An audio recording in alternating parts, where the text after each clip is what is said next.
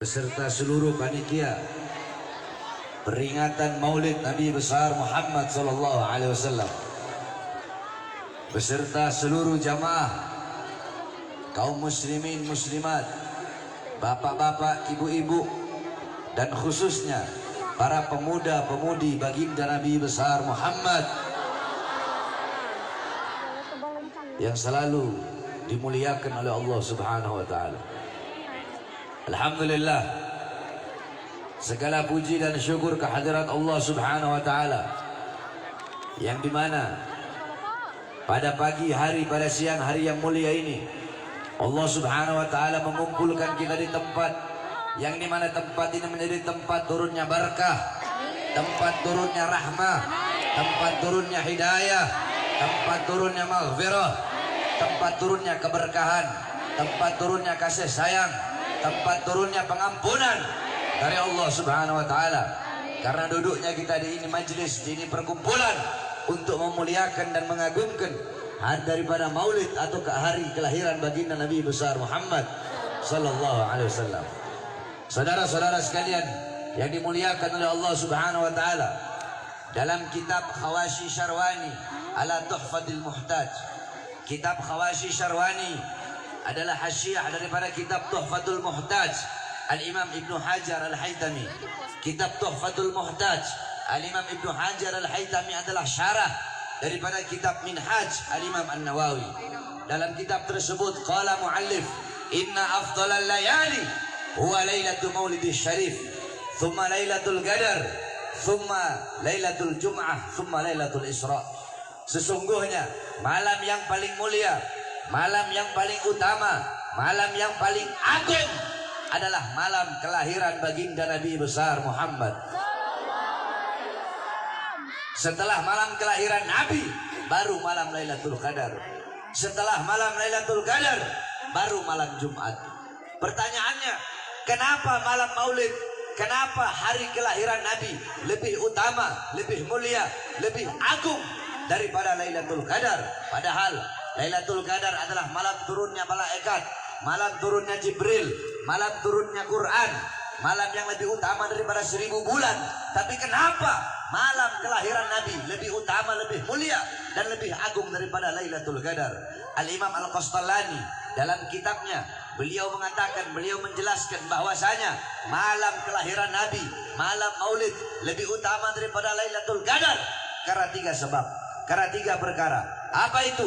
Yang pertama, Lailatul Qadar adalah malam turunnya malaikat, malam adanya malaikat. Sedangkan malam Maulid adalah malam adanya Nabi Muhammad, malam lahirnya Nabi Muhammad. Adanya Nabi, lahirnya Nabi sudah tentu jauh lebih mulia dan lebih utama daripada adanya dan turunnya malaikatnya Allah Subhanahu wa taala. Yang kedua, malam Lailatul Qadar adalah anugerah Allah untuk Nabi Muhammad. Sedangkan malam Maulid adalah malam lahirnya sosok yang diberikan anugerah tersebut. Berarti kalau bukan karena malam kelahiran Nabi, tidak akan ada yang namanya malam Lailatul Qadar.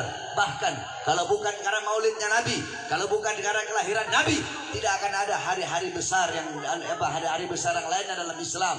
Tidak akan ada Idul Fitri, tidak akan ada Idul Adha, tidak akan ada Nuzulul Quran, tidak akan ada Ramadan, tidak akan ada Fathul Makkah, tidak akan ada Lailatul Qadar, tidak akan ada Isra wal Mi'raj, tidak akan ada Al-Quran, tidak akan ada ilmu, tidak akan ada amal, iman, Islam, takwa. Tidak akan ada itu semua kalau bukan diawali daripada maulid atau kelahiran baginda Nabi besar Muhammad sallallahu alaihi wasallam. Bahkan Al-Imam As-Sayyid Al-Habib Muhammad Ibn Alwi Al-Maliki Al-Hasani radhiyallahu anhu rahimahullah, beliau pernah menukil perkataan daripada Al-Imam As-Sayyid Muhammad Amin Qutbi. Gal As-Sayyid Muhammad Amin Qutbi, ya Lailatul Itsnain mata safahat, wahai malam Senin, apa yang telah menyapamu? Kau begitu mulia, kau begitu agung, kau begitu luhur, kau begitu suci. Wahai malam Senin, engkau menjadi mulia, menjadi agung, menjadi suci karena dari mula, pada mula, berawal dari mula. Hari-hari yang mulia dalam Islam itu ada berawal darimu, karena pada mula lahir baginda Nabi besar Muhammad sallallahu alaihi wasallam. Oleh karenanya saudara-saudara, di hari Maulid kita duduk di majelis ini untuk bergembira dengan kelahiran baginda Nabi besar Muhammad SAW. Bersyukur kepada Allah atas lahirnya cahaya alam semesta, yaitu baginda Nabi besar Muhammad yang memerintahkan kita untuk berbahagia dengan lahirnya Nabi, yang perintahkan bukan para ustadz, bukan para kiai, bukan para habaib, bukan para ulama, bukan para a'immah, bukan a'immatul arba'ah, bukan Imam Maliki, bukan Imam Hanafi, Maliki, Syafi'i, Hambali, bukan para asfiya, bukan para tabi'in, bukan para tabi'in, bukan para sahabat, bukan Nabi Muhammad, bukan para anbiya, bukan para mursalin, bukan juga para malaikat, tetapi yang memerintahkan kita bergembira dengan lahirnya Nabi, dengan adanya Nabi, yang memerintahkan adalah Allah Subhanahu wa taala. Dalam Al-Qur'an Allah berfirman, "Qul bifadlillah wa birahmati fabidzalika falyafrahu." Katakanlah, dengan karunia Allah dan dengan rahmat Allah, maka dengan karunia dan rahmat tersebut falyafrahu, bergembiralah, berbahagialah dengan adanya karunia dan rahmat Allah Subhanahu wa taala. Apa karunia Allah? Karunia Allah adalah ilmu. Karunia Allah adalah Islam. Karunia Allah adalah iman. Maka dengan adanya ilmu, dengan adanya Al-Qur'an, dengan adanya Islam, dengan adanya iman, berbahagialah, bersukalah, bersukacitalah, bergembiralah. Terus apa rahmat Allah dalam ayat tersebut? Dalam kitab Tafsir bil Ma'thur, Al-Imam Baghawi, kitab Ma'alimut Tanzil, dijelaskan bahwasanya rahmat Allah dalam ayat tersebut sebagaimana dalam ayat yang lain Allah berfirman, "Wa ma arsalnaka illa rahmatan lil alamin."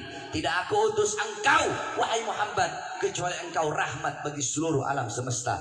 Maka dengan adanya Nabi Muhammad sebagai rahmat Allah yang terbesar, rahmat Allah yang teragung, rahmat Allah yang termulia, falyafrahu, maka hendaklah mereka bergembira, hendaklah kita berbahagia, bergembira dengan adanya karunia dan rahmat Allah, yaitu baginda Nabi besar Muhammad sallallahu alaihi wasallam. Saudara-saudara, kita duduk di ini majelis memuliakan, mengagungkan kelahiran baginda Nabi besar Muhammad sallallahu alaihi wasallam, yang memerintahkan bukan para ustadz, bukan para kiai, bukan para ulama, bukan para habaib, bukan para asrafun saleh, bukan para a'immatul arba, bukan Imam Hanafi, Maliki, Syafi'i, Hambali, bukan para tabi'in, bukan para asfiya, bukan para sahabat, bukan Nabi Muhammad, bukan para malaikat, tetapi yang memerintahkan kita untuk memuliakan, untuk mengagungkan kelahiran baginda Nabi besar Muhammad. Yang pertama kali memuliakan dan mengagungkan kelahiran Nabi adalah Allah Subhanahu wa taala, tetapi Allah memiliki cara tersendiri untuk memuliakan dan mengagungkan hari kelahiran baginda Nabi besar Muhammad. Bagaimana cara Allah untuk memuliakan dan mengagungkan maulidnya Nabi Muhammad SAW? Allah memiliki cara. Bagaimana cara Allah? Wulida sallallahu alaihi wasallam Yawm al-Ithnin 12 min syahr Rabiul Awal amal fi. Nabi Muhammad sallallahu alaihi wasallam beliau lahir pada hari Senin, tanggal 12 bulan Rabiul Awal pada tahun gajah. Wa summiya ama wiladati amal fil li'anna al-malik al-Habasyah ja'a ila al-Ka'bah, ja'a ila Makkah lihadbil Ka'bah. Dinamakan tahun kelahiran beliau sebagai tahun gajah karena Raja Habasyah bersama pasukannya datang membawa pasukan gajah untuk menghancurkan Ka'bah. Fa'ahlakallahul jaysh. Allah hancurkan pasukan gajah tersebut dengan apa? Dengan burung ababil yang Allah utus membawa batu dari neraka Sijil. Satu ekor burung membawa 3 buah batu. Satu batu di mulutnya, satu batu di kaki kanannya, satu batu di kaki kirinya. Ketika itu burung lemparkan itu batu, jatuh di atas kepala, tembus sampai ke kakinya pasukan gajah. Faja'alahum ka'asfim ma'kul. Allah jadikan, Allah binasakan, Allah hancurkan, Allah jadikan para pasukan gajah bagaikan daun yang dimakan ulat, berlubang. Ketika batu itu tembus di kepala, jatuh di kepala, tembus sampai ke kaki mereka. Allah hancurkan, Allah leburkan para pasukan gajah di hari kelahiran Nabi Muhammad SAW. Pertanyaannya, kenapa kok tepat di hari kelahiran Nabi? Apakah mustahil sebelum mereka berangkat Allah hancurkan? Bisa Allah hancurkan sebelum mereka berangkat ke Mekah atau sesudah mereka pergi, sesudah mereka balik dari Mekah. Tapi kenapa Allah hancurkan mereka tepat di hari kelahiran Nabi? Tasyrifan wa takriman wa ta'ziman li maulidin Nabi sallallahu alaihi wasallam, untuk memuliakan, mengagungkan hari kelahiran Nabi Muhammad sallallahu alaihi wasallam. Api majusi yang selama ribuan tahun tidak pernah padam, Allah padamkan di hari kelahiran Nabi Muhammad. Kenapa Allah padamkan di hari kelahiran Nabi? Apakah Allah nggak bisa padamkan sebelum Nabi lahir? Bisa. Tidak mustahil bagi Allah memadamkan sebelum Nabi lahir atau sesudah Nabi lahir. Tapi kenapa Allah padamkan di hari kelahiran Nabi Muhammad SAW untuk memuliakan dan mengagungkan hari kelahiran baginda Nabi besar Muhammad? Tiang-tiang daripada istana Romawi Allah hancurkan di hari kelahiran Nabi. Kenapa di hari lahir Nabi? Kenapa tidak sebelum Nabi lahir atau sesudah Nabi lahir? Kenapa di hari lahir Nabi? Untuk memuliakan dan mengagungkan hari kelahiran Nabi Muhammad SAW. Sumur-sumur yang kering memancarkan air di hari kelahiran Nabi. Pohon-pohon yang kering menumbuhkan, tumbuh kembali daunnya, berbuah di hari kelahiran Nabi. Allah pancarkan sumur-sumur yang kering, air Allah pancarkan. Pohon-pohon yang kering Allah tumbuhkan dedaunannya. Kenapa di hari lahir Nabi? Apakah tidak bisa sebelum Nabi lahir? Bisa. Apakah tidak bisa sudah Nabi lahir? Bisa. Tidak mustahil bagi Allah. Tapi kenapa di hari lahirnya Nabi? Untuk memuliakan dan mengagungkan kelahiran Nabi Muhammad SAW. Seperti itulah cara Allah memuliakan dan mengagungkan hari kelahiran kekasihnya, yaitu baginda Nabi besar Muhammad SAW. Maka intinya, jikalau kita duduk di ini majelis intisari maulid, jikalau intisari maulid adalah berbahagia dengan lahirnya Nabi, maka berarti Allah yang memerintahkan maulid. Kenapa? Karena Allah lah yang pertama kali Allah yang pertama kali memerintahkan bergembira dengan ada rahmatnya, yaitu baginda Nabi besar Muhammad SAW. Jikalau intisari maulid adalah memuliakan dan mengagungkan kelahiran Nabi Muhammad, maka berarti yang pertama kali zat yang memuliakan dan mengagungkan serta bermaulid kepada Nabi adalah zat Allah Subhanahu wa taala. Kalau intisari maulid adalah mengagungkan dan memuliakan hari lahirnya Nabi, maka Allah yang pertama kali bermaulid, karena Allah lah yang pertama kali memuliakan dan mengagungkan kelahiran baginda Nabi besar Muhammad sallallahu alaihi wasallam. Oleh karenanya kita duduk di sini bersyukur kepada Allah atas lahirnya Nabi Muhammad, sebagaimana Imam Busiri radhiyallahu an dalam Qasidah Muhammadiyahnya beliau katakan, Muhammadun syukruhu fardun alal umami. Muhammad bersyukur dengan adanya beliau, wajib bagi setiap umat untuk bersyukur dengan adanya baginda Nabi besar Muhammad. Oleh karenanya saudara-saudara, di negara Indonesia yang kita cintai ini, kalau udah masuk bulan Maulud Rabiul Awal, itu sampai Rabiul Akhir, sampai terus Jumadil Awal, Jumadil Akhir, terus tidak berhenti. Kalau udah masuk bulan Maulud, setiap ganggang, setiap setiap lorong-lorong, setiap desa, setiap RT RW, setiap kelurahan, setiap desa, setiap camat, setiap wilayah, setiap kota, setiap daerah, dari Sabang sampai Merauke, semua umat Islamnya pasti merayakan maulid Nabi besar Muhammad. Oleh karenanya umat Islam Indonesia menjadi salah satu umat yang dicintai oleh baginda Nabi besar Muhammad SAW. Sebab kenapa? Sebab tidak ada negara di seluruh dunia ini yang lebih banyak ketika bulan maulid merayakan lahirnya Nabi, merayakan maulidnya Nabi. Tidak ada negara yang lebih banyak merayakan maulid Nabi seperti negara kita, yaitu negara Kesatuan Republik Indonesia. Akan tetapi saudara-saudara, sayang seribu sayang, sungguh sayang seribu sayang, di negara yang mayoritas muslim, di negara Indonesia yang dimana ini adalah negara demokrasi, negara Indonesia yang dibangun oleh para ulama, negara Indonesia yang tanahnya telah dicuci dengan darah para syuhada, darah para pahlawan, darah para ulama, darah para santri. Di Indonesia kemarin ada satu orang cucu Nabi Muhammad SAW yang dimana ketika beliau sedang beliau memuliakan, mengagungkan hari kelahiran kakeknya, beliau bikin acara maulid Nabi Muhammad untuk berbahagia, untuk bersyukur, untuk bergembira dengan lahir kakeknya, dengan lahirnya Nabi kalian Nabi Muhammad SAW. Beliau membuat acara, malah beliau dipenjara. Siapa beliau? Beliau satu-satunya Habib yang masuk penjara karena merayakan maulid Nabi, dan itu hanya terjadi di Indonesia. Beliau adalah Al-Habib Muhammad Rizik bin Hussein bin Syihab. Saya tanya, ini perbuatan zalim apa tidak? Zalim apa tidak? Zalim apa tidak? Ini adil apa tidak? Adil apa tidak? Kalau alasannya PSBB. PSBB. Sedangkan tenaga kerja dari asing terus-terusan dikirim negara Indonesia. Sedangkan masih banyak pribumi, pemuda-pemudi kita yang pengangguran tenaga kerja terus dikirim dari asing. Adil apa tidak? Adil apa tidak? Habib Rizik bikin maulid Nabi Muhammad, dijebloskan ke dalam penjara. Sedangkan mal-mal tetap buka. Sedangkan banyak mal warung-warung kecil tutup. Kemarin warung-warung kecil ditutup, mal-mal besar tetap buka. Kenapa? Karena warung-warung kecil milik rakyat Indonesia, sedangkan mal-mal milik asing, sehingga kita pribumi Indonesia menjadi budak di negara kita sendiri, saudara. Jadi pemerintah itu harus adil, betul? Betul.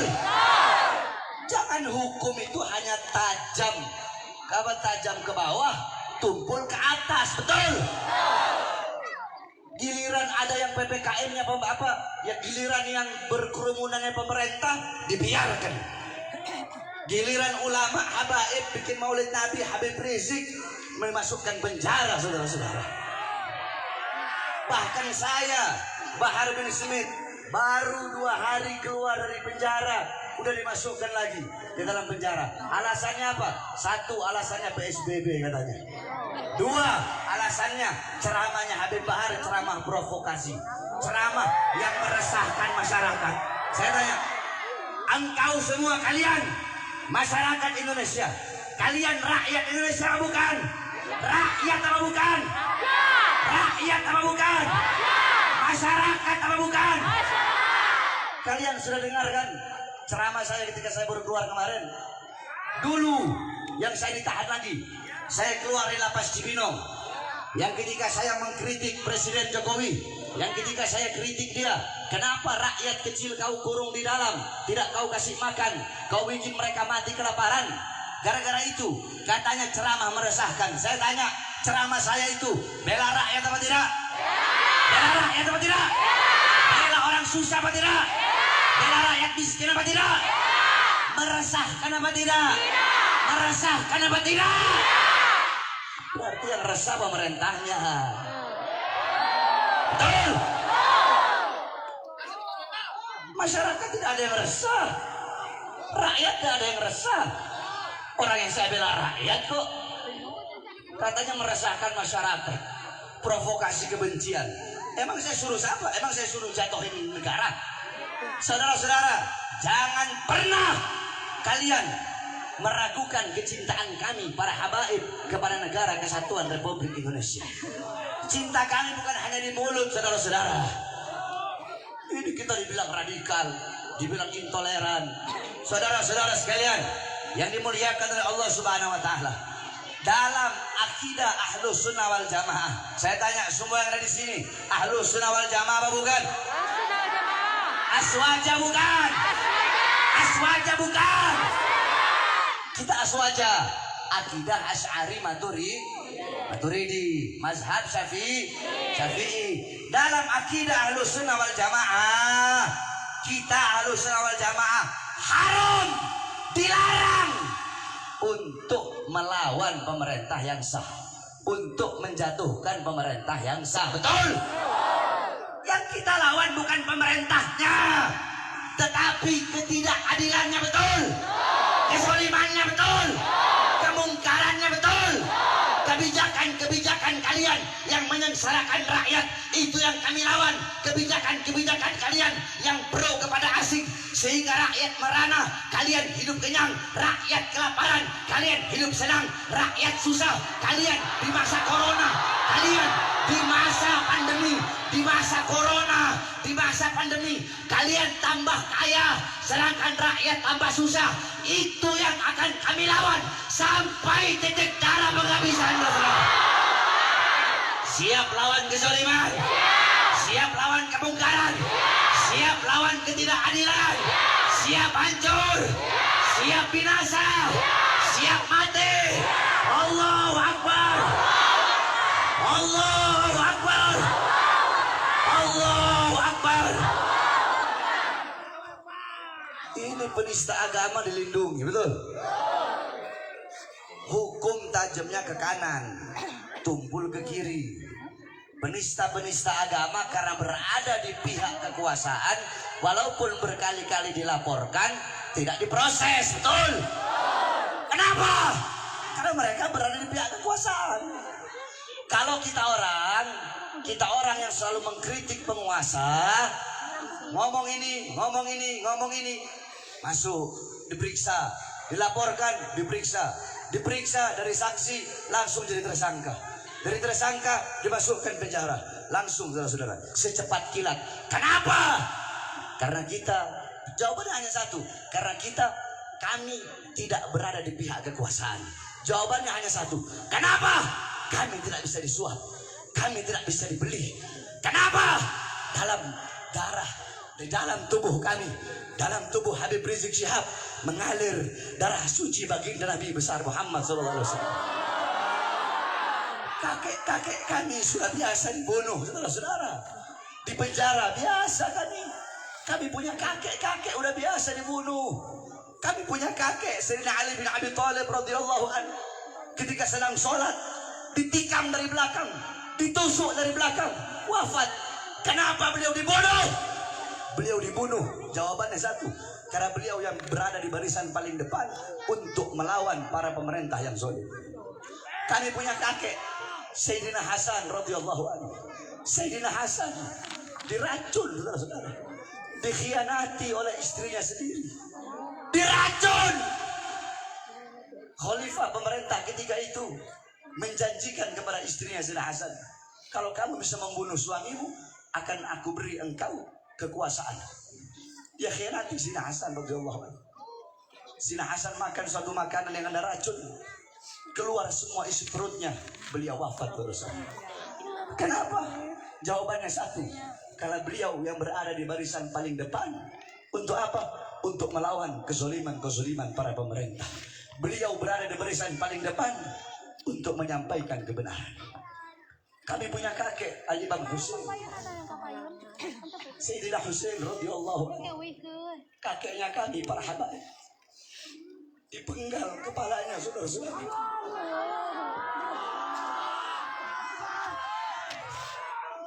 Kepalanya dipenggal. Anak beliau yang masih bayi, Sayyidina Ali al-Asghar, beliau angkat di hadapan para musuh. Beliau berkata, jikalau kalian ingin memerangiku, perangilah aku, tapi jangan perangi anakku yang tidak berdosa. Anakku ini dalam keadaan kehausan. Tidakkah ingin, tidak adakah belas kasihan kalian untuk memberi anakku ini minum? Yang diterima bukan minuman, tetapi anak panah, saudara. Anak panah terkena di leher anak Sayyidina Husain yang ketika itu masih bayi.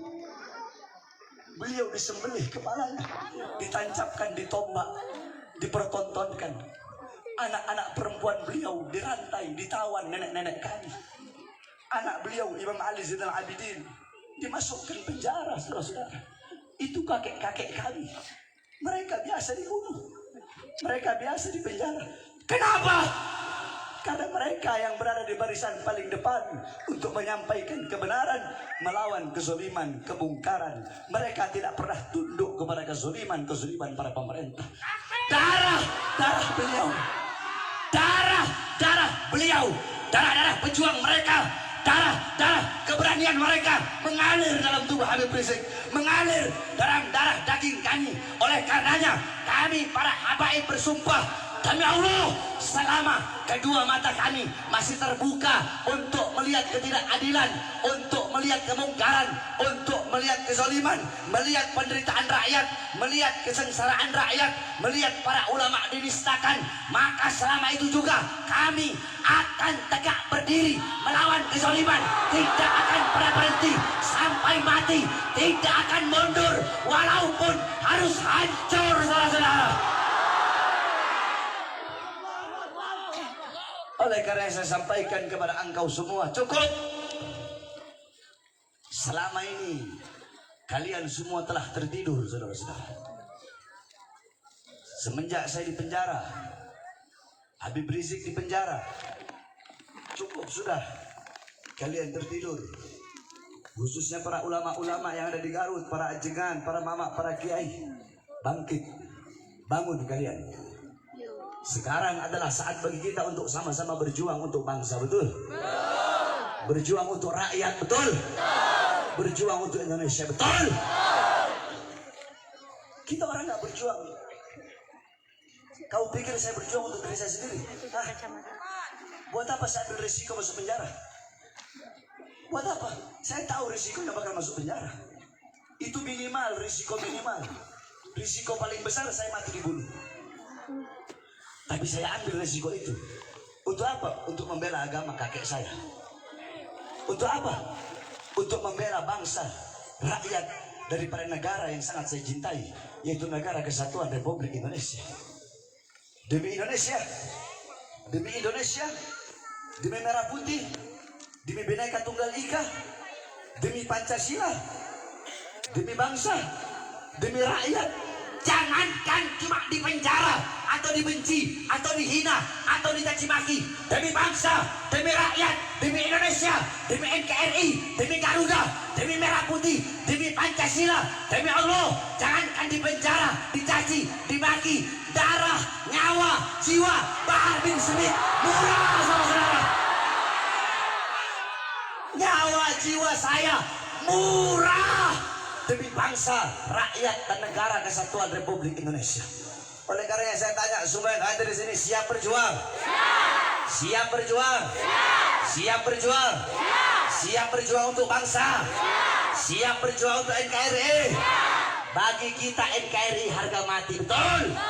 NKRI harga apa? NKRI. NKRI. NKRI. Merah putih. Harga. Merah putih.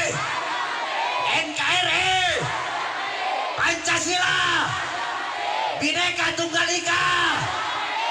Harga mati. Oleh karenanya jangan macam-macam. Para pemerintah, kalian para pemerintah, TNI ke, Polri ke, pemerintah dari RT, RW, lurah, camat, bupati, wali kota, menteri, presiden, kalian diangkat oleh rakyat. Anggota Dewan, DPR, MPR, rakyat. Kami rakyat Indonesia adalah ibu kandung kalian, betul? Kami rakyat adalah ibu kandung kalian.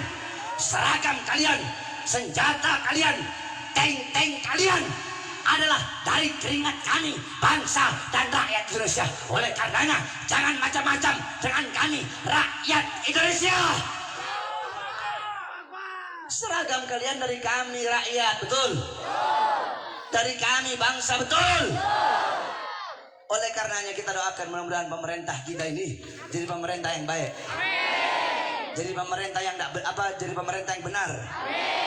Yang enggak benar-benar, yang enggak benar Allah benarkan. Yang zolim-zolim Allah jadikan pemerintah yang adil. Kita berdoa kepada Allah Subhanahu wa taala. Kalau ada pemerintah yang zolim, mudah-mudahan kalau mereka nak mau bertobat Allah hancurkan mereka. Allah binasakan mereka, saudara. Kalau ada yang tidak amanat, udah dikasih peringatan. Kau yang amanat, udah dikasih peringatan, tetap tidak amanat, udah didoakan, tetap tidak amanat. Ya kita doakan biar Allah hancurkan, betul? Dan terakhir, kita doakan saudara-saudara kita yang dilanda musibah di daerah Semeru, saudara-saudara.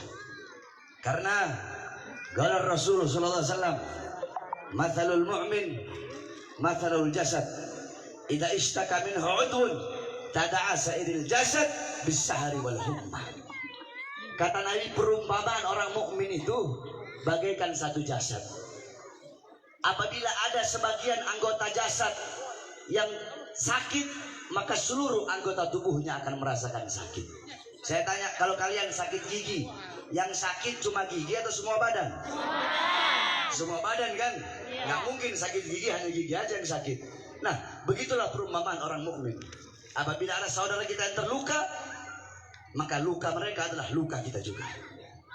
Penderitaan mereka adalah penderitaan kita juga. Saudara-saudara kita yang ditimpa musibah, musibah yang mereka alami sama seperti kita mengalami musibah. Mereka yang wafat, ada yang anak-anaknya menjadi yatim, sama seperti kita kehilangan orang tua kita menjadi yatim. Mereka istri-istri yang menjadi janda, sama seperti kita para suami yang kehilangan istri-istri kita.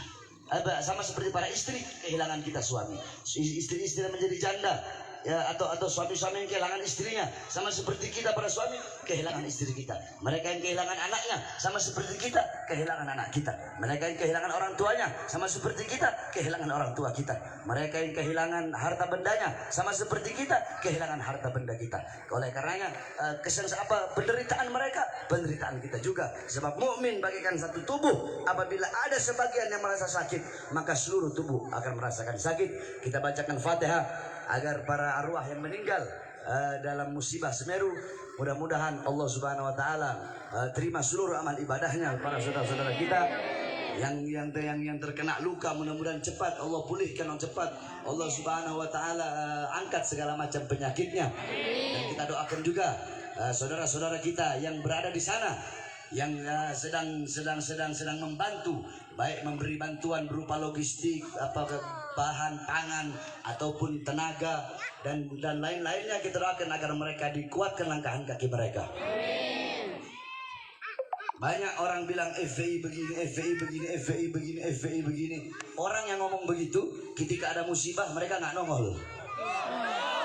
Justru ketika ada musibah dan ada bencana, FPI lah yang selalu nongol, saudara-saudara. Betul? Kita ngomong kebenaran, betul? Yang ngomong FPI itu radikal, FPI itu intoleran. Yang ngomong begitu, lagi musibah, lagi bencana, nggak kelihatan congornya. Justru yang kelihatan adalah para FPI. Mudah-mudahan bukan hanya FPI, semua yang turut membantu, baik dari pemerintah atau dari sipil, mudah-mudahan Allah Subhanahu wa taala kuatkan langkah kakinya. Amin amin ya rabbal alamin. Terakhir saudara-saudara, sebelum saya tutup, bahwasanya kami pondok pesantren kami sedang membangun pondok pesantren.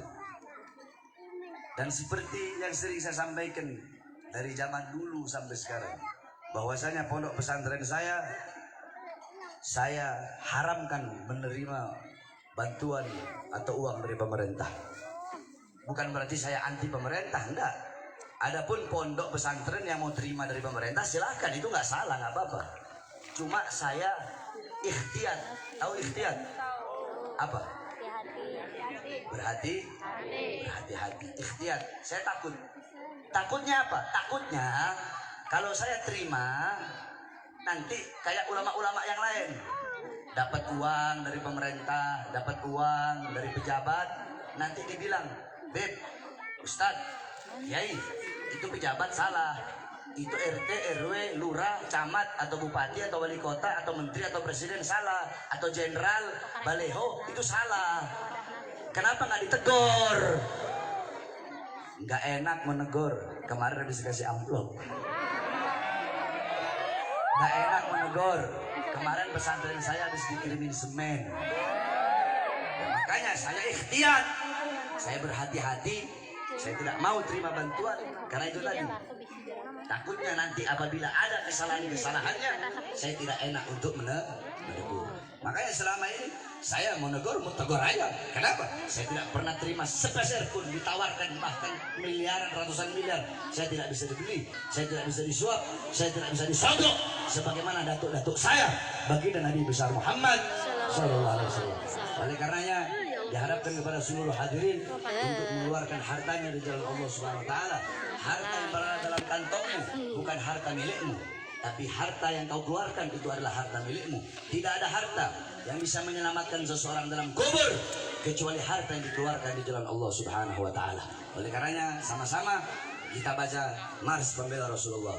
Fadhal Habib Basim Al-Habsyi, beliau kita minta dengan hormat untuk menyanyikan Mars Prajurit Pembela Rasulullah, agar para pemuda-pemudi dan para santri khususnya selalu semangat berjuang untuk NKRI dan khususnya untuk agama Islam.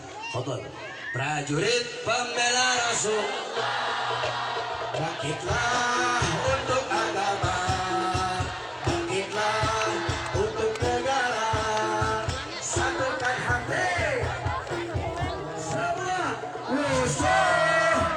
depan mata, kawan dia sampai berdarah untuk agama dan negara. Tercipta kematian murah harganya. Maju ayo maju, habisi pengkhianat bangsa. Kami berjanji demi Allah, rela binasa demi agama. Wahai prajurit Rasulullah, berjuanglah tanpa lelah. Walau harus merangkak dengan mata, takkan mundur,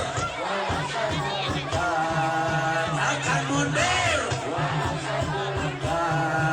Wahai para pemudi-pemuda, kibarkan panji Al-Mustafa, serahkan jiwa untuk agama, mencari syahid.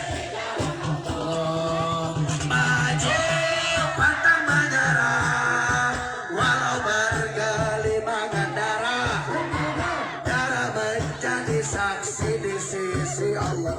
Syahid adalah hari raya, mati syahid hari raya. Semua maju ayo maju, maju habisi. Kami berjanji demi Allah, rela binasa demi agama. Wahai prajurit berjuanglah tanpa lelah, walau harus merangkak dengan mata, takkan mundur, takkan mundur satu langkah. Wahai para pejuang agama, wahai para singa-singa Allah, musuh sudah di depan mata, kejayaan menanti kita, kejayaan menanti kita. Lebih keras, wahai para pejuang agama, wahai para singa-singa Allah, musuh sudah di depan mata, kejayaan